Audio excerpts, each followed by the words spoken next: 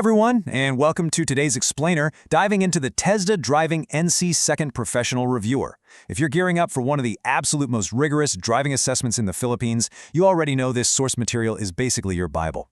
But when we really look through this reviewer, it becomes pretty clear that the goal here goes way beyond just passing a test. It's actually designed to build the mindset, the habits, and the reflexes of a truly professional driver. Because at the end of the day, out on the road, this knowledge isn't just about rules, it's about protecting lives. So here's our roadmap for today's Explainer.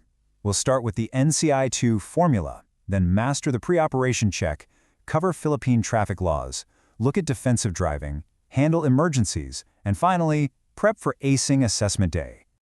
All right, let's jump right into Section 1, the NCCI Competency Formula. So what exactly makes you competent in the eyes of an assessor? Well, the source material lays out this exact formula. To earn that rating, assessors are looking for a combination of safety, vehicle control, traffic law compliance, and defensive driving. And interestingly enough, the guidelines show that utter perfection isn't actually the goal here. Assessors are human, they know nerves happen. What they really want to see is a consistent pattern of safe behavior. Making a minor mistake, staying totally calm, and correcting it safely, that actually proves your vehicle control far more than just panicking over a tiny error. Moving on to Section 2, Mastering the Pre-Operation Check. You simply cannot talk about Philippine driving without bringing up the legendary BLOWBAGETS acronym. We're talking battery, lights, oil, water, brakes, air, gas, engine, and tires. But you know what? The manual really emphasizes that very last letter, S for self. It's surprisingly easy to overlook. Think about it. You could have a perfectly tuned engine, but if you're heavily fatigued, ill, or hungover, the vehicle is entirely unfit for the road, simply because its most important component, you, is compromised. Now here's an insider tip on how this is actually graded during the assessment. A lot of candidates memorize the acronym perfectly, but they still manage to fail. Why? Because they just stand there and recite it out loud like a poem. Assessors require you to perform this systematically. You have to verbally state what you're checking while physically touching those components. You need to say, I am checking the battery, terminals are clean, while your hands are actually on the battery. Rushing through this is basically an automatic fail. Okay, Section 3, Philippine Traffic Laws Explained. Let's talk numbers. First up, 60 kilometers per hour. This is the default maximum speed limit on national roads, unless you see a sign saying otherwise. But the reviewer points out a major trap that a lot of candidates fall into. They drive way too slowly trying to be safe.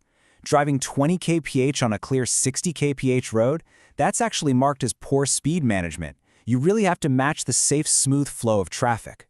Next metric is 0.05%. Under the Anti-Drunken Drug Driving Act, this is the absolute maximum blood alcohol concentration limit for standard non-professional drivers. However, and this is a big however, if you're holding or applying for a professional license, the standard changes completely. It is 0. Literally 0.00%. Even a tiny trace of alcohol is a strict violation. 30 centimeters. To put that into perspective, that's just about the length of a standard ruler. This is exactly how far your vehicle should be from the curb when you finish parallel parking. If you park further out than that, you're officially obstructing traffic, and the assessor will definitely record a deduction. It's all about building that spatial awareness. You know, the manual offers a really clever shorthand for reading the road ahead, and it all comes down to color coding. Red means regulation. These are absolute, undeniable laws, like a stop sign or a no-entry sign, that must be obeyed completely. Contrast that with yellow signs, which are warnings. They signify a hazard up ahead, like a sharp curve or a school zone. So when you see yellow, your immediate instinct should be to ease off the gas and heighten your caution. Which brings us perfectly to Section 4, Defensive Driving and Maneuvers. The core of defensive driving is what's called the SIPD process. The training material stressed that this isn't just a one-time checklist you do when you start the car. It's a continuous mental loop. You scan the environment. You identify potential hazards, like maybe a pedestrian looking to cross. You predict what they might do. You decide on your response, like covering the brake pedal just in case. And finally, you execute that decision. It's how you keep yourself one step ahead of trouble at all times. And now, the one we all dread, parallel parking. But the steps are actually very methodical. You stop alongside the front vehicle, you check your mirrors, and absolutely make sure to turn your head to check your blind spots. Then reverse at a 45-degree angle. Once your rear clears, you steer fully left and straighten up within that 30-centimeter mark. The manual makes a huge point here. Failing to physically look over your shoulder before reversing is a critical safety error. Here's a really interesting pro tip straight from the assessor's playbook regarding bay parking, like what you do at a mall.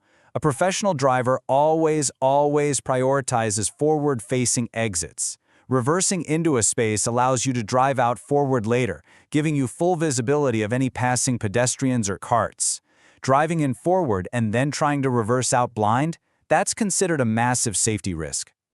Let's shift gears to Section 5, handling sudden road emergencies. All right, picture this. It's a real-world scenario that frequently pops up in the oral exam. You're cruising at 90 kph on the expressway. Suddenly, you hear a loud bang, and the steering wheel violently pulls to the right. You've just had a high-speed tire blowout. According to the manual, what should be your split-second reaction? If your immediate gut reaction was to slam on the brakes, the manual warns you would likely spin the vehicle and cause a major accident. The golden rule during a blowout is do not brake suddenly. Instead, you need to grip the wheel firmly, slowly ease your foot off the accelerator, keep the vehicle steering straight, and just let the car's natural drag slow it down. Only when you're going below 30 kilometers per hour should you gently steer over to the shoulder. Another absolutely critical emergency protocol is handling a vehicle fire. If the fire is small enough for you to manage, you must know the pass technique for your fire extinguisher. Pull the pin. Aim at the base of the fire, not the flames shooting up above it. Squeeze the handle and sweep from side to side. It's a standard oral assessment question and, far more importantly, a life-saving procedure. Finally, Section 6, acing the assessment day. So what does the actual day look like chronologically? Well, the night before, get your IDs together and get plenty of rest. Arrive at least 30 minutes early and dress professionally. Task 1 will be that physical BLOWBAGETS inspection we talked about. Take your time with it. Next, you'll jump into the driver's seat for your maneuvers and on-road driving, where they'll be grading your mirror checks and sign observance.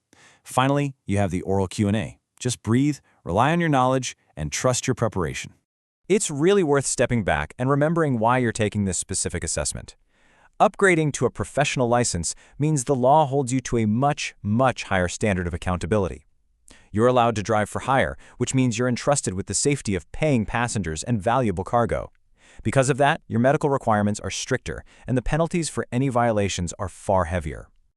To lock in that competent rating, the reviewer highlights some top assessment traps you definitely want to avoid. Reciting BLOWBAGETS without physically touching the components. Putting the car in reverse without physically looking over your shoulder. Settling for a parking job that leaves you way far away from the curb. And changing lanes without using a turn signal well in advance.